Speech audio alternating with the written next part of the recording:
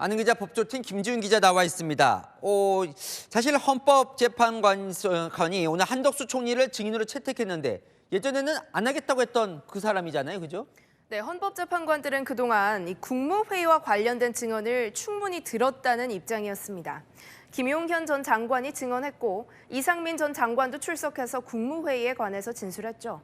여기다 윤 대통령도 직접 비상계엄 과정이 정당했다고 주장했습니다. 대통령 측 얘기는 충분히 들었다는 거고요. 비록 한덕수 총리는 직접 얘기는 못 들었지만 검찰에서 충분히 진술했으니 서류로 가름할 수 있다는 거였습니다. 한덕수 국무총리는 자기 생각에는 간담회 정도 되는 것 같다. 이렇게 말씀을 하셨고요. 부서고 뭐고 서명도 안 했고 일체 안 했다고. 그런데 오늘은 이제 증인 채택을 해준 거예요. 왜 그런 겁니까? 특별한 상황 변화는 없었는데요. 이 탄핵 심판이 막바지로 가면서 결론을 내렸을 경우 신뢰를 받을 수 있냐 이런 고민을 하는 단계에 접어든 걸로 보입니다. 대통령 측에서는 어제 한덕수 총리는 국정 2인자이고 누구보다 계엄 선포 배경을 잘 알고 있는 핵심 증인이라고 했거든요. 결국 나중에 선고가 나온 뒤에 국정 2인자도 안 부르고 선고를 했다거나 충분한 심리 없이 서둘렀다는 비판 여지를 줄이자는 의견이 재판관들 사이에서 오간 걸로 보입니다. 실제 한덕수 총리가 국무회의 의결에 관해서 중요한 증언을 할 수도 있는데 마냥 외면하기 어려운 점도 반영된 걸로 전해집니다. 자, 대통령 측 입장에서는 요구했던 한 총리를 증인으로 받아줬는데 또 마냥 반가워하지 않고 있다는 건 또 왜 그런 거예요? 요청한 대로 됐지만요. 날짜가 문제라는 겁니다. 헌재가 추가로 변론 일정을 잡은 오는 20일은 윤 대통령 내란 혐의 재판 첫 기일인데다 구속 취소 신문까지 하기로 한 날입니다. 방어권을 충분히 보장 못 받고 있다고 생각할 수 있는 거죠. 방어권 보장해달라고 여권에서도 강하게 주장을 해왔는데 그러면 헌재에서는 대통령 측 요구를 다 받아준 거예요?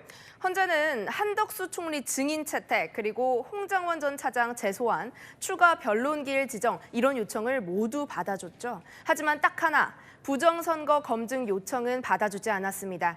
헌재 내부에선 부정선거 의혹까지 심판정에서 또 들어야 하냐 이런 회의적인 반응이 나왔다는데요. 그런데 오늘 현직 검사가 부정선거 의혹은 믿음의 대상이 아니라 검증의 대상이라며 비판글을 올리는 일도 있었습니다. 자, 그런데요. 홍장원 전 차장은 사실 한번 나왔었잖아요. 근데 왜 또 부르는 겁니까? 어제 상관인 조태용 국정원장 증인신문을 생각해 보시면 알 수 있을 텐데요. 홍 전 차장의 진술과 상반되는 증언들이 나왔거든요. 이거 알아보기 어려울 만한 것 같아서 제가 보좌관을 불러서 야, 이거 좀 정서해봐라. 그렇게 만들어진 메모입니다. 다시 한번 써서 달라고 했다고 합니다. 보좌관은 사실은 가지고 있는 게 없고 하기 때문에 자기 기억을 더듬어서 그 메모를 하나 더 썼다고 합니다. 증언 하나하나 충돌하고 있는 상황인데다 대통령 측은 홍 전 차장 발언 신빙성에 문제 제기를 하고 있잖아요. 헌재도 그냥 무시하고 변론을 종결하기에는 부담이 있었을 겁니다. 홍 전 차장 직접 통화해 보니까요. 안 나갈 이유 없다라면서 출석 의지를 드러내더라고요. 사실 예정된 건 이제 어제 변론 기일이 어제가 마무리되나 하는 해석도 있었는데 추가 기일이 2번이나 잡혔어요. 더 잡힌 거예요? 그럼 선고 기일도 좀 미뤄지는 겁니까? 만약 재판부가요, 이 지정한 10차 변론 기일에 탄핵 심판 마무리를 한다고 하면요. 과거 사례를 고려했을 때 2주 안에는 최후 변론 기일이 잡힐 테고요. 선고 기일은 3월 중순에 열릴 가능성이 높습니다. 네, 잘 들었습니다. 하는 기자 김지윤 기자였습니다.